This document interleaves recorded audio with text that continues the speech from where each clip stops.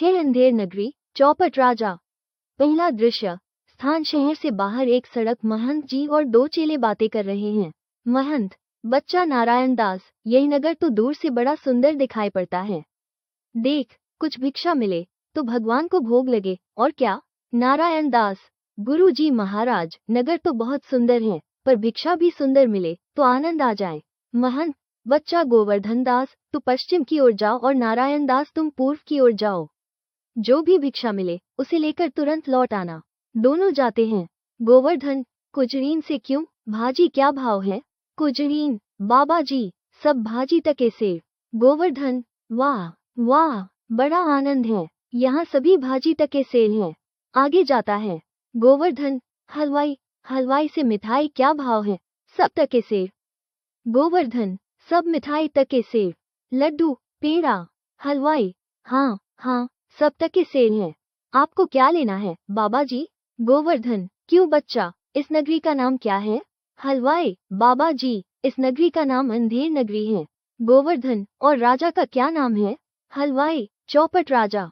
गोवर्धन, वाह वाह, अंधेर नगरी, चौपट राजा, तक सेर भाजी, तक सेर खाजा।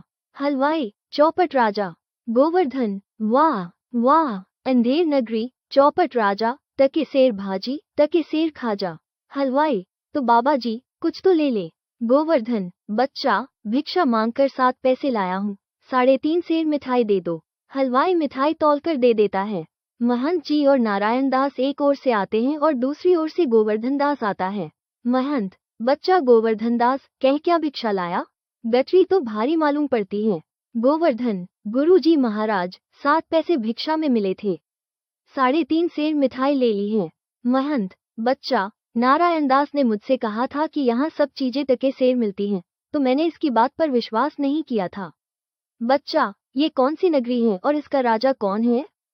सुना है यहाँ तक सेर भाजी और तक सेर खाजा मिलता है। गोवर्धन, अंधेर नगरी, चौपट राजा, तक सेर भाजी, तक सेर खाजा। महंत, तो बच्चा, ऐसी नगरी में रहना उचित नहीं है जहाँ तक सेर भाजी और तक सेर खाजा बिकता है। मैं तो इस नगरी में अब एक क्षण भी नहीं रहूंगा। गोवर्धन, महाराज, यहीं टिकिए, यहाँ भिक्षा भी अच्छी मिलती है और सब कुछ सस्ता भी है, खूब मौज करेंगे। महंत, देख, मेरी बात मान, नहीं तो पीछे पछताएगा। मैं तो इस नगरी से जा रहा हूँ, पर तू अपना ध्यान रखना, कभी संकट पड़े तो गुरु को याद करना। गोवर्धन, प्रणाम गुरु जी। महंत का नारायण दास के साथ प्रस्थान। दूसरा दृश्य, राजा, मंत्री और नौकर लोग यथास्थान बैठे हैं। पर्दे के पीछे से दुहाई है का शब्द होता है। राजा, कौन चिल्लाता है? उसे बुलाओ तो। 2 नौकर एक फरियादी को लाते हैं। फरियादी, दुहाई महाराज, दुहाई। राजा, बोलो क्या हुआ? फरियादी, राजा, महाराज, कल्लू बनिए की दीवार गिर पड़ी, सो मेरी बकरी उसके नीचे दबकर मर गई। न्याय हो। क्यों रे बनिए, इसकी बकरी क्यों दबाकर मार दी? कल्लू, महाराज, मेरा कुछ दोष नहीं, कारीगर ने ऐसी दीवार बनाई कि गिर पड़ी। राजा, अच्छा, कल्लू को छोड़ दो, कारीगर को पकड़ लाओ। कल्लू जाता है, लोग कारीगर को पकड़ लाते हैं। राजा, क्यों रे कारीगर, इसकी बकरी कैसे मर गई? कारीगर, महाराज, चूने वाले ने चूना ऐसा खराब बनाया कि दीवार गिर पड़ी। राजा, अच्छा, उस चूने वाले को बुलाओ। कारीगर चला जाता है, चूने वाला पकड़कर लाया जाता है। राजा, क्यों रे चूने वाले, इसकी बकरी कैसे मर गई? चूने वाला, महाराज, भिष्टी ने चूने में पानी ज्यादा डाल दिया, इसी से चूना कमजोर हो गया। राजा, तो भिष्टी को पकड़ो। भिष्टी को पकड़कर लाया जाता है। राजा, क्यों रे भिष्टी, इतना पानी क्यों डाल दिया कि दीवार गिर पड़ी और बकरी दब गई? भिष्टी, महाराज, गुलाम का कोई कसूर नहीं, कसाई ने मशक इतनी बड़ी बना दी कि उसमें पानी ज्यादा आ गया। राजा, अच्छा, कसाई को पकड़कर लाओ, भिष्टी को निकालो। लोग कसाई को पकड़कर लाते हैं।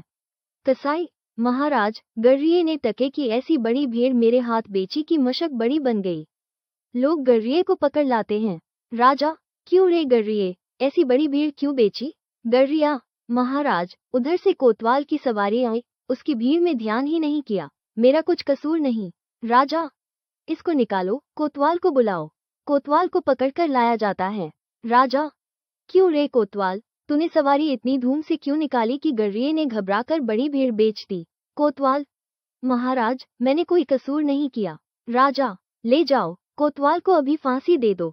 तीसरा दृश्य, गोवर्धन दास बैठा मिठाई खा रहा है। गोवर्धन, गुरुजी ने नाहक यहाँ रहने को मना किया था।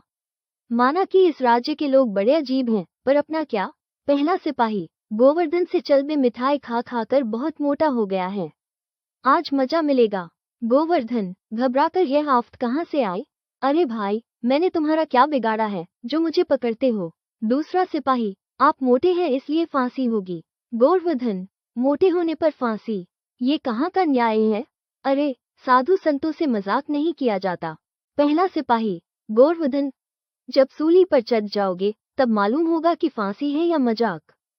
सीधी तरह चलते हो या घसीट कर ले चले? अरे, बात क्या है जो एक साधु को फांसी देते हो? पहला सिपाही, बात यह है कि कल कोतवाल को फांसी का हुक्म हुआ था। जब फांसी देने जा रहे थे तो फांसी का फंदा बड़ा निकला, क्योंकि कोतवाल साहब दुबले हैं। हम लोगों ने यह बात महाराज से कही। इस पर हुक्म हुआ कि किसी मोटे आदमी को फांसी दे दो, क्योंकि बकरी मरने के अपराध में किसी न किसी को सजा होनी जरूरी है, नहीं तो न्याय न होगा। गोवर्धन, दुहाई परमेश्वर की, अरे मैं बिना कसूर मारा जाता हूँ। अरे, ये बड़ा अंधेर है। अरे, मैंने गुरु महाराज का कहा न माना, आज उसी का फल मुझे भोगना पड़ रहा है। गुरुजी, कहाँ हो? आओ, मेरे प्राण बचाओ। अरे, मैं बेअपराध मारा जाता हूँ। गुरुजी, गुरुजी, गोवर्धन दास चिल्लाता है। सिपाही उसे पकड़कर ले जाते हैं। गोवर्धन, हाय रे, मुझे बेकसूर ही फांसी देते हैं। अरे भाइयों, कुछ तो धर्म का ख्याल रखो। अरे, मुझे छोड़ दो। हाय हाय। पहला सिपाही, अबे चुप रहे, राजा का हुक्म है, ये तेरा आखिरी समय है, ईश्वर का नाम ले, बेमतलब क्यों शोर करता है? गोवर्धन, हाय, मैंने गुरुजी का कहना न माना, यह उसी का फल है। गुरुजी, कहाँ हो? बचाओ, गुरुजी, गुरुजी। अरे अरे, ये तो सचमुच अंधेर नगरी है। महंत का प्रवेश। महंत, अरे बच्चा गोवर्धन दास, तेरी यह क्या दशा है? गोवर्धन, गुरुजी को हाथ जोड़कर, गुरुजी, दीवार के नीचे किसी की बकरी दब गई, जिसके लिए मुझे फांसी दी जा रही है। गुरुजी, बचाओ। महंत, कोई चिंता नहीं, नारायण सब ठीक करेंगे। भौहें चढ़ाकर सिपाहियों से, सुनो, मुझे शिष्य को अंतिम उपदेश देने दो। तुम लोग जरा किनारे हो जाओ, मेरा कहना न मानोगे तो तुम्हारा भला न होगा। सिपाही, नहीं महाराज, हम लोग हट जाते हैं, आप बेशक उपदेश दीजिए। सिपाही हट जाते हैं। गुरुजी चेले के कान में कुछ समझाते हैं। गोवर्धन, तब तो गुरुजी, हम अभी फांसी पर चढ़ेंगे। महंत, नहीं बच्चा, हम बूढ़े हुए, हमको चढ़ने दो। गोवर्धन, स्वर्ग जाने में बूढ़ा क्या और जवान क्या, आप तो सिद्ध हैं, आपको स्वर्ग नरक से क्या, मैं फांसी पर चढ़ूंगा। इस प्रकार दोनों बहस करते हैं। सिपाही हैरान होते हैं। राजा, मंत्री और कोतवाल आते हैं। राजा, यह क्या गोलमाल है? सिपाही, महाराज, चेला कहता है मैं फांसी चढ़ूंगा, गुरु कहता है मैं फांसी चढ़ूंगा, कुछ मालूम नहीं पड़ता, क्या बात है? राजा, गुरुजी से, बाबाजी, आप क्यों फांसी चढ़ते हैं? महंत, राजा, इस समय ऐसी शुभ घड़ी है कि जो मरेगा वो सीधा स्वर्ग जाएगा।